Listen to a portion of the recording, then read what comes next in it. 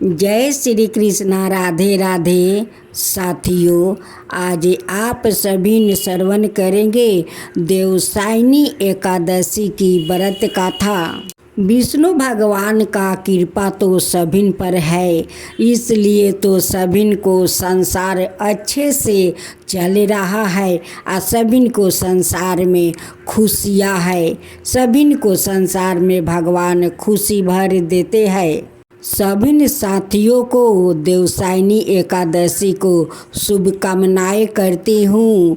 विष्णु भगवान सबको खुश रखे, तंदुरुस्त रखे और सभी को पति और संतान को लंबी आयु दे।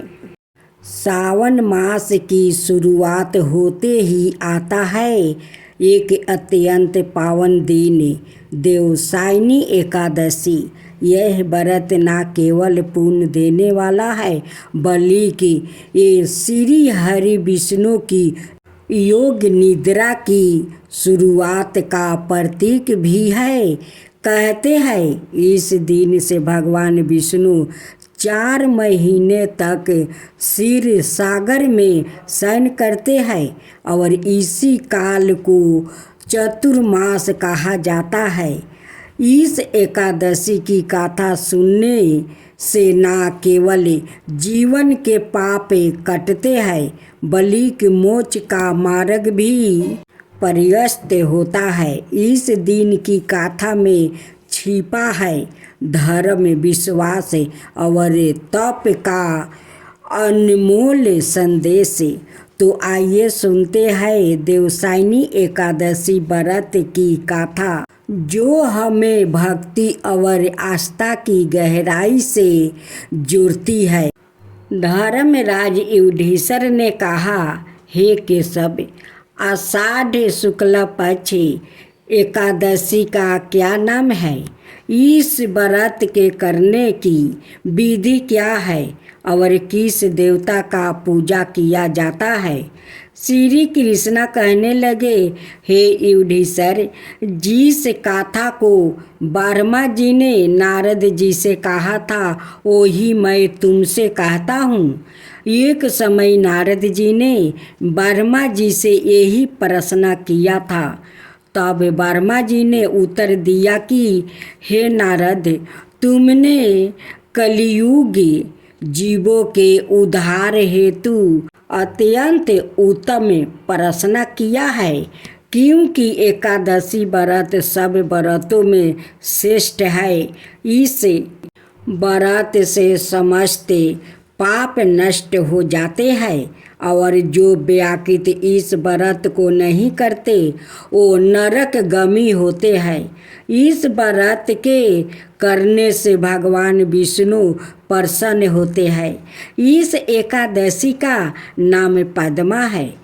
अब मैं तुमसे एक पौराणिक कथा कहता हूँ, तुम एकाग्रचित्त होकर मन लगाकर सुनो। सूर्या वंश में मंधाता नाम का एक चक्रवर्ती राजा हुआ करता था, जो सत्यवादी और महान प्रतापी था। वो अपनी प्रजा का पुत्र की तरह पालन किया करता था। उसकी प्रजा धन धनाय से भरपूर और सुखी थी। उसके राज्य में कभी अकाल नहीं पड़ता था। एक समय उस राजा के राज्य में 3 बरस तक वर्षा नहीं हुई और अकाल पड़ गया। प्रजा अन्न की कमी के कारण अत्यंत दुखी हो गई। अन्न के ना होने से राज्य में अग्नि भी बंद हो गया। एक दिन प्रजा राजा के पास जाकर कहने लगी, हे राजन, सारी प्रजा तराही तराही पुकार रही है, क्योंकि समस्त विश्व की दृष्टि का कारण वर्षा है। वर्षा के अभाव से अकाल पड़ गया है और अकाल से प्रजा मर रही है। इसलिए हे राजन, कोई ऐसा उपाय कीजिए जिससे प्रजा का कष्ट दूर हो। राजा मंधाता कहने लगा कि आप लोग ठीक कह रहे हैं, वर्षा से ही अन्न उत्पन्न होता है और आप लोग वर्षा ना होने से अत्यंत दुखी हो रहे हैं। मैं आप लोग के कष्ट को समझता हूँ। ऐसा कहकर राजा कुछ सेना साथ लेकर वन की तरफ चल दिया। वो अनेक ऋषियों के आश्रम में भ्रमण करता हुआ अंत में ब्रह्मा के पुत्र अंगिरा ऋषि के आश्रम में पहुंचा। वहाँ राजा ने घोड़े से उतरकर अंगिरा ऋषि को प्रणाम किया। मुनि ने राजा को आशीर्वाद देकर कुशल क्षेमा पूछने के पश्चात उनसे आश्रम में आने का कारण पूछा। राजा ने हाथ जोड़कर मिनती भाव से कहा कि भगवान, सब प्रकार से धर्म पालन करने पर भी मेरे राज्य में अकाल पड़ गया है। इससे प्रजा अत्यंत दुखी है। राजा के पापों के प्रभाव से ही प्रजा को कष्ट मिलता है। ऐसा शास्त्रों ने कहा है। जब मैं धर्म अनुसार राज्य करता हूँ तो मेरे राज्य में अकाल क्यों पड़ गया? इसका कारण का पता मुझको अभी तक नहीं चल सका। अब मैं आपके पास इसी संदेह के निवारण के लिए आया हूँ। कृपा करके मेरे इस संदेह को दूर कीजिए। साथ ही प्रजा के कष्ट को दूर करने का कोई उपाय बतलाइए।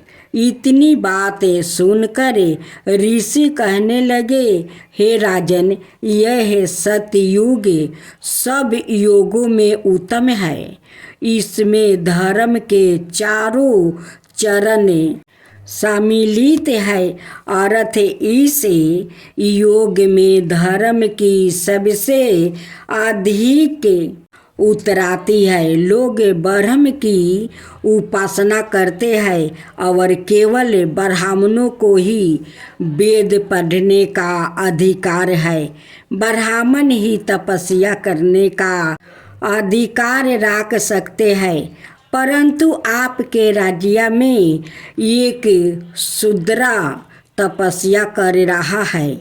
इसी दोष के कारण आपके राज्य में वर्षा नहीं हो रही है।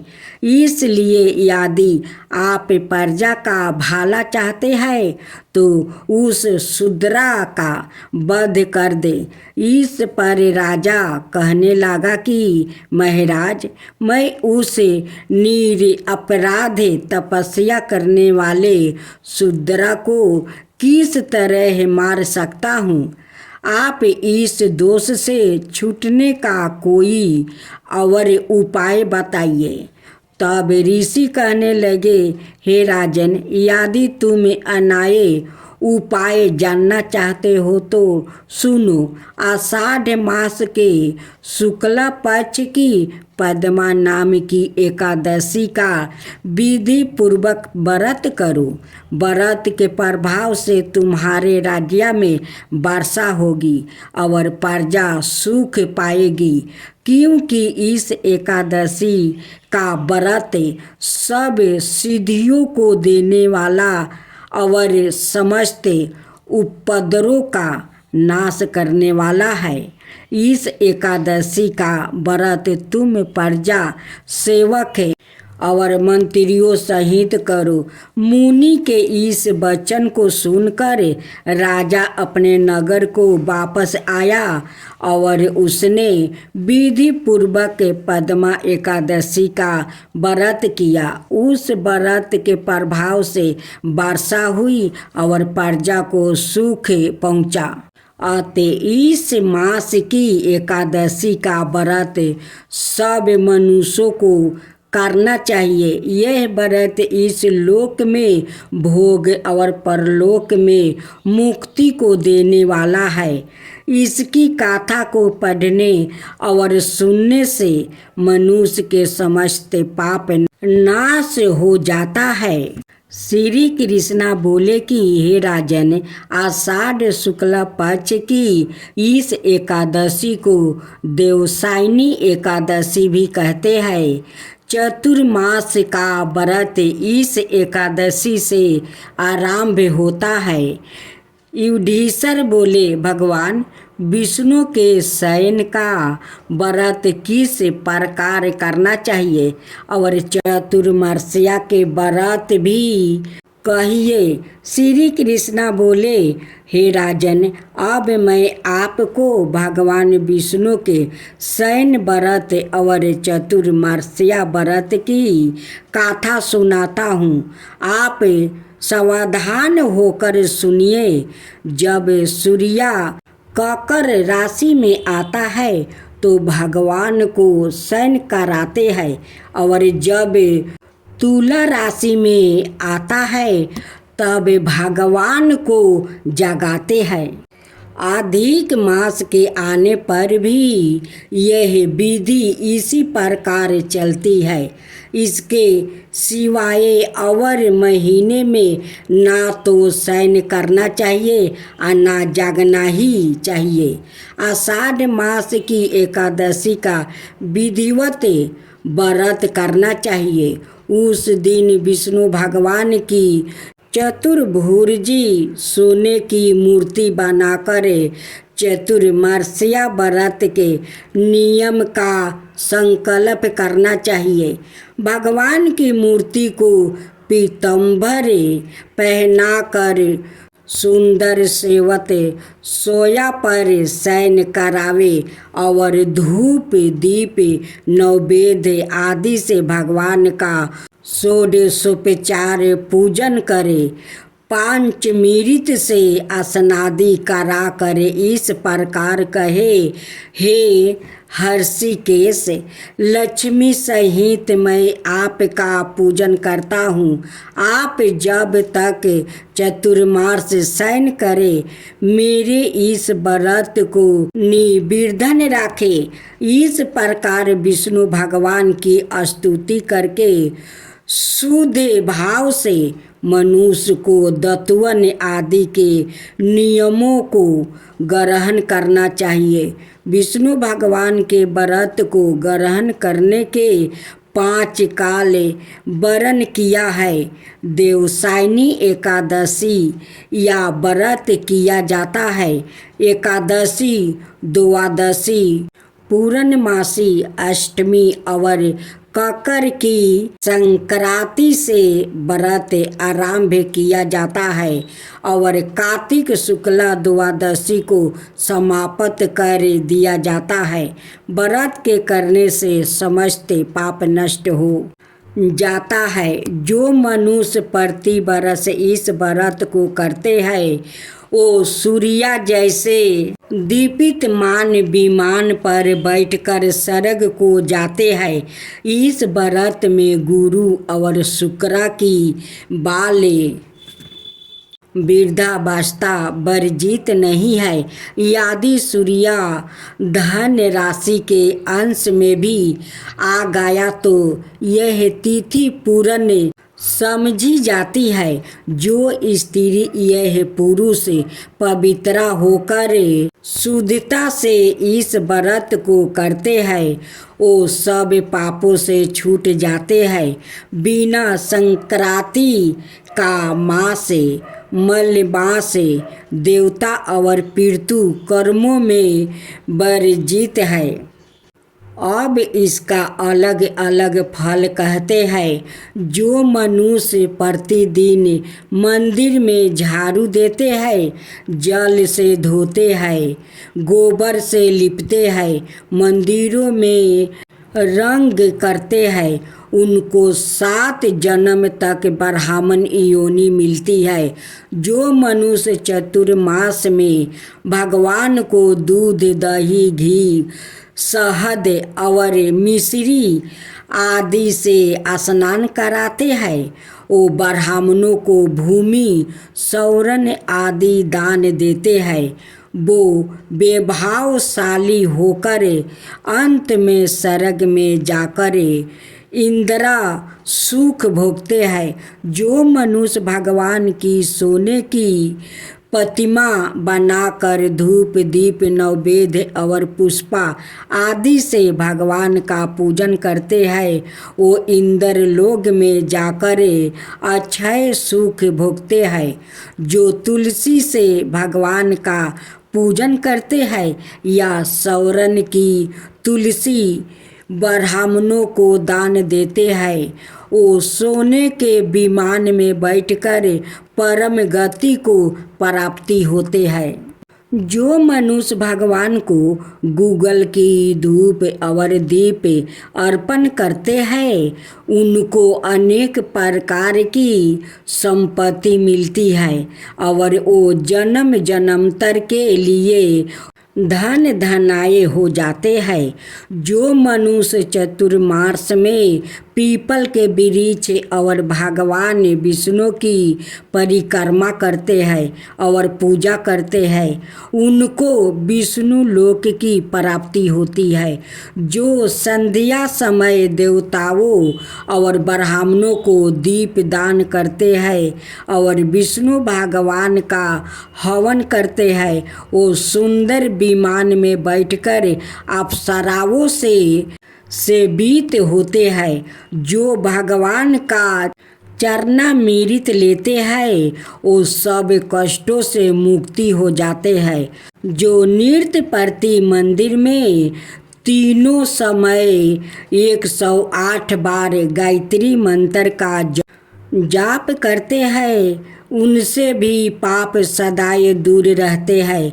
जो गायत्री का ध्यान और जाप करते हैं, उनसे व्यास भगवान प्रसन्न होते हैं। इसके उद्यापनों में शास्त्र की पुस्तक दान दी जाती है। जो पुराणों वो धर्म शास्त्रों को पढ़ते या सुनते हैं, वो वस्त्र और सौरन सहित ब्राह्मणों को वो दान देते हैं। वो दानी, धानी, ज्ञानी और कीर्तिवान होते हैं। जो मनुष्य विष्णु या शिव का स्मरण करते हैं अथवा उनकी सोने की मूर्ति दान करते हैं, साथ ही यह प्रार्थना करते हैं, हे शिव, आपने त्रिपुरी नमक दैत्य को मारा है, मेरे दोष को भस्म करके मुझको सर्द गुण दीजिए। वो पापों से रहित होकर धन्यवान गुणवान हो जाते हैं। जो नृत्य कर्म के पश्चात सूर्य को अर्घ देते हैं और व्रत की समाप्ति पर सौरन, लाल वस्त्र और गौ दान करते हैं, वो आरोग्यता पूर्ण आहु और कीर्ति, धन और बल पाते हैं। चतुर्मास में जो मनुष्य गायत्री मंत्र द्वारा तिल से होम करते हैं और समाप्ति पर दान करते हैं, उनके समस्त पाप नष्ट होकर निरोग शरीर मिलता है और सुपुत्रा संतान मिलती है। जो मनुष्य अन्न से हवन करते हैं और समाप्त हो जाने पर घी का घूंघट भर कर वस्त्र सहित दान करते हैं, वो ऐश्वर्यशाली होकर ब्राह्मण के समान भोग भोगते हैं और उनके शत्रुओं का नाश होता है। जो पीपल का पूजन करते हैं और अंत में सौरन सहित वस्तुओं का दान करते हैं, वो सब पापों से छूटकर भगवान के भक्त हो जाते हैं। और जो मनुष्य तुलसी को धारण करते हैं और अंत में भगवान विष्णु के नियमित ब्राह्मणों को दान करते हैं, वो विष्णु लोक को जाते हैं।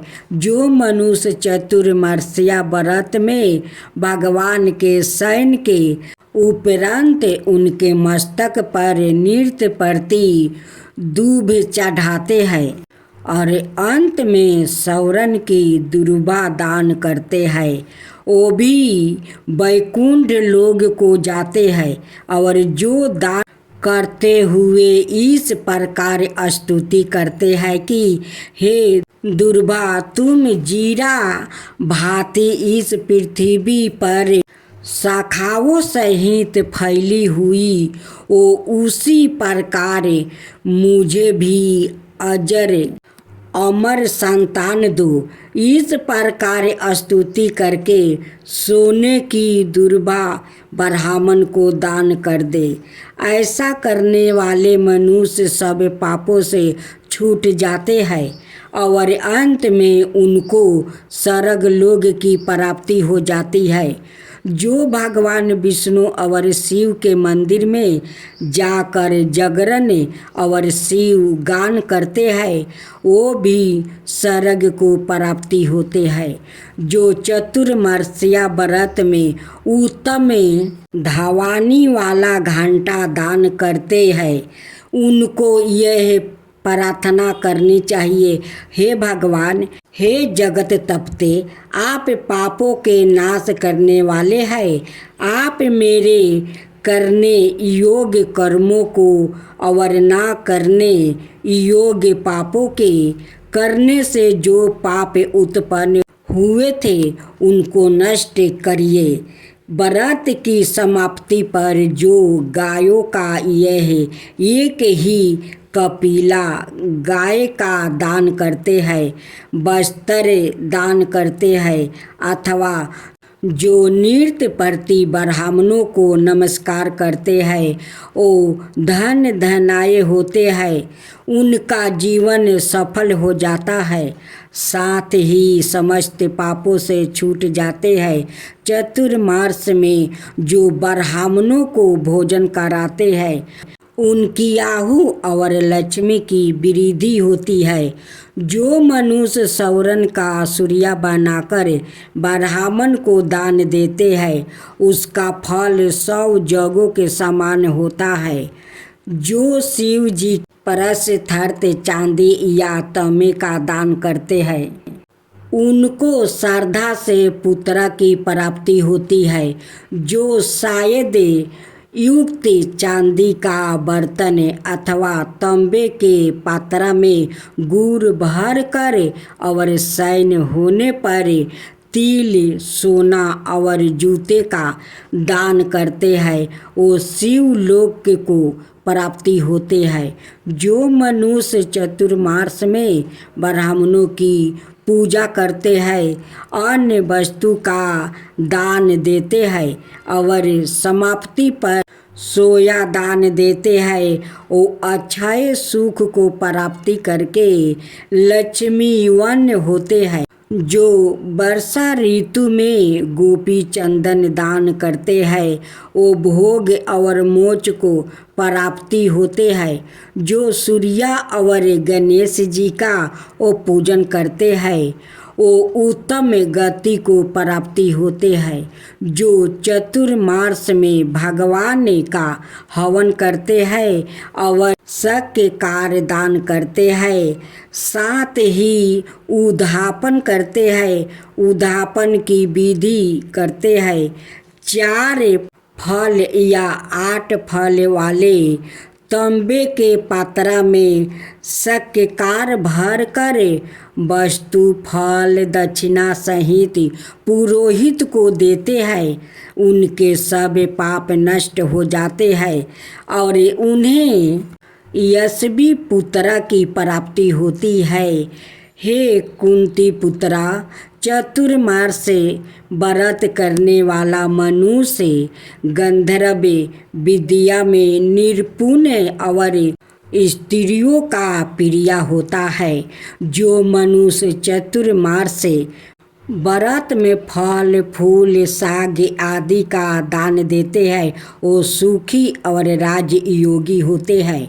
जो मनुष्य इस व्रत में प्रतिदिन सोठ मिर्च पीपल बस्तर और दक्षिणा सहित दान करते हैं, अंत में सोने की सोठ मिर्च आदि दान करते हैं, वो 100 बरस तक जीवित रह कर स्वर्ग में जाते हैं। जो विद्यमान ब्राह्मण को मोती का दान करते हैं वो कीर्ति को प्राप्ति होते हैं।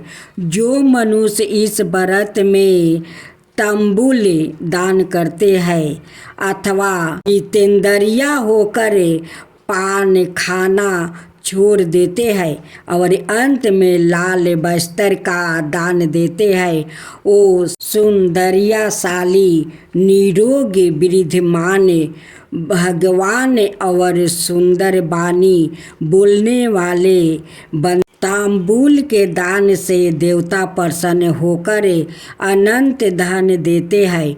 जो मनुष्य इस व्रत में लक्ष्मी जी और पार्वती जी को प्रसन्न करने के लिए हल्दी का दान करते हैं और अंत में चांदी के पात्रा में हल्दी राख कर देते हैं, वो स्त्रियों अपने पति के साथ और पति अपनी पत्नियों के साथ सुख भोगते हैं और सौभाग्य अक्षय धन वो सुपुत्रा संतान मिलती है, साथ ही वो देवताओं से पूजित होते हैं। जो शिव और पार्वती जी के प्रसन्नता ब्राह्मण स्त्री और पुरुष का पूजन कर दक्षिणा वस्त्र और स्वर्ण दान करते हैं और उद्यापन में शिव की स्वर्ण प्रतिमा बनाकर दान देते हैं, बैल का दान करते हैं और मीठा भोजन भूखों को कराते हैं, उन्हें संपत्ति और कीर्ति मिलती है। वो इस लोक में सुख भोग कर अंत में मोक्ष प्राप्ति होते हैं। जो मनुष्य फल का दान करते हैं और अंत में स्वर्ण देते हैं उनके सब मनोरथ सिद्ध होते हैं और सपुत्रा संतान उत्पन्न होती है। फल दान से नंदन वन का फल प्राप्ति होता है। जो मनुष्य इस व्रत में पुष्पा का दान करते हैं उन्हें इस लोक में सुख और परलोक में गंधर्व पद मिलता है। जो भगवान की प्रसन्नता के लिए प्रतिदिन ब्राह्मणों को दही और अंत में भूमि या स्वर्ण का दान करता है वो इस लोक में धन धनाये प्राप्ति करे अंत में विष्णु लोक को जाता है।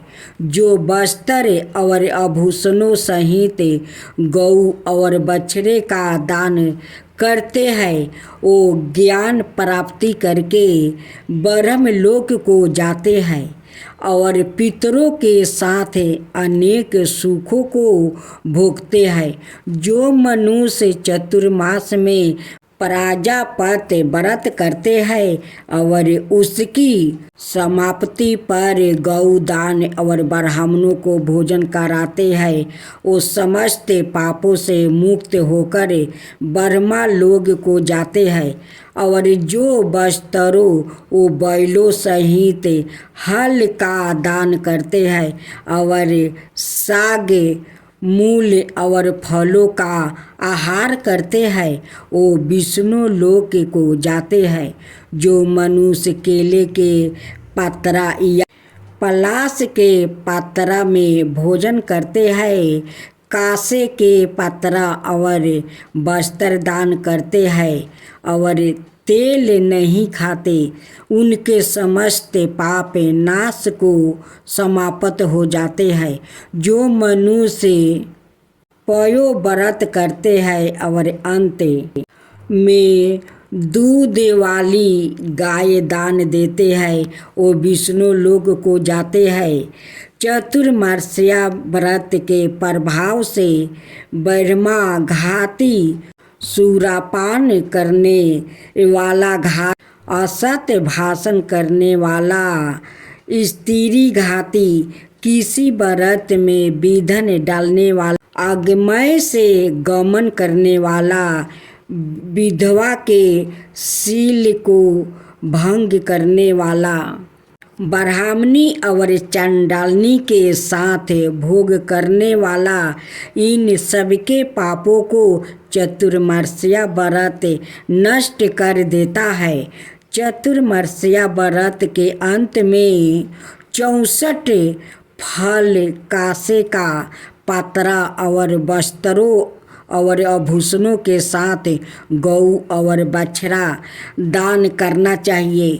जो मनुष्य भूमि को गोबर से शुद्ध करके भगवान का स्मरण करते हुए भोजन करते हैं और सिंचित भूमि का दान करते हैं, वो धर्मात्मा राजा होते हैं और उनके संतान भी अच्छी होती है। उनको किसी शत्रु का भय नहीं होता और अंत में स्वर्ग लोक को जाते हैं। बैल का दान करने से 60 रस भोजन मिलते हैं।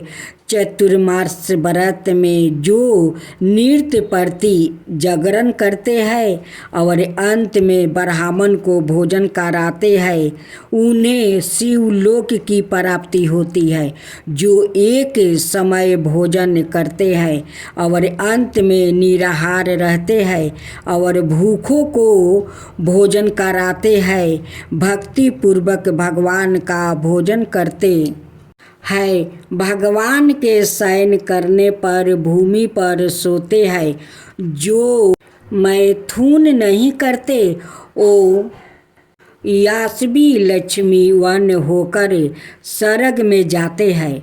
जो सपरिवार चावल या जौ का भोजन करते हैं और जो तेल नहीं लगाते, अंत में कांसे या मिट्टी के पात्रा में तेल भरकर दान करते हैं, अथवा जो शाक नहीं खाते, अंत में चांदी के पात्रा को बस्तर में लपेट कर या 10 प्रकार के सागों से भर कर वेद पाठी ब्राह्मणों को देते हैं। वो सब शिवलोक में जाकर कीर्ति प्राप्ति करते हैं।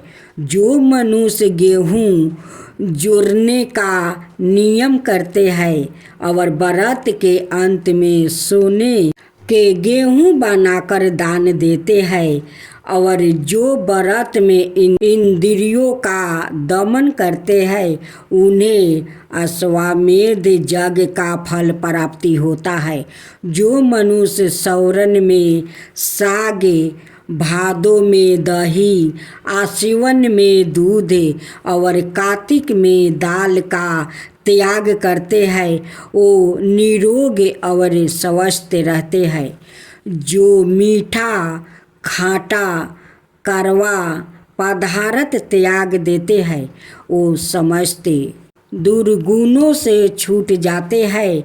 जो भगवान का स्मरण करते हैं और जो पुष्पा आदि का त्याग कर देते हैं, वो स्वर्ग को जाते हैं।